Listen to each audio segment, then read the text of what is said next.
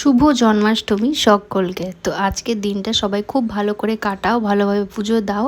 তো জন্মাষ্টমীর স্পেশাল তালের বড়া রেসিপিটা আজকে শেয়ার করছি।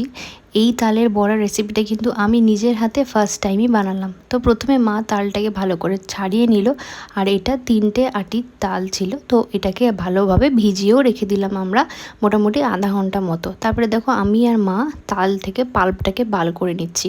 একটা একটু থিক বার করেছিলাম, আর একটু জল দিয়ে যেটা বার করেছিলাম সেটা একটু মানে জল জল আর কি। দেখো এটা থিকটা কিন্তু আমি লাস্টে অ্যাড করবো বলেই রেখেছি। এর মধ্যে 1 কাপ সুজি দিলাম। সুজিটাকে অ্যাড করে আমি 10 মিনিট রেখে দিয়েছিলাম সুজিটা ফুলবে বলে।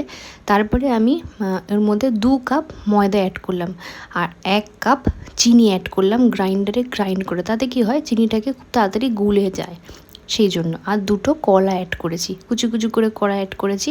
দিয়ে ভালো করে হাতের সাহায্যে মিলিয়ে আমি এই যে মোটা পাল্পের যে তালটা ছিল সেটাকে অ্যাড করে দিলাম, ঠিক আছে।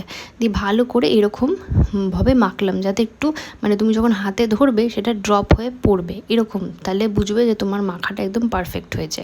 এবার গরম গরম তেলে আমি এক এক করে বড়ার আকারে সেগুলো হাতের সাহায্যে জাস্ট দিয়ে দিলাম। দেখো দেওয়ার সাথে সাথে না তালগুলো উপর দিকে উঠে আসবে, তাতে কি বোঝা যাবে যে আমার তালের বড়া একদম পারফেক্ট হচ্ছে।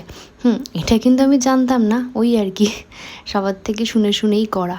তারপরে দেখলাম তালটাকে কিন্তু অটোমেটিক্যালি দিচ্ছি আর ওটা উপরে ভেসে উঠছে, তার মানে একদম পারফেক্ট হচ্ছে। দেখো একদম ফুলেওছে, আর সেমনি কিন্তু সফট হয়েছিল।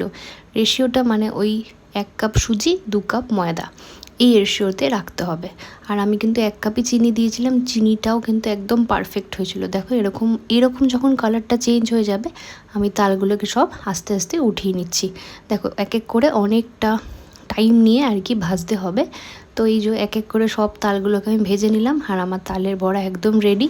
তো এটা অবশ্যই ট্রাই করো, আর আমাকে জানিও কেমন লাগলো।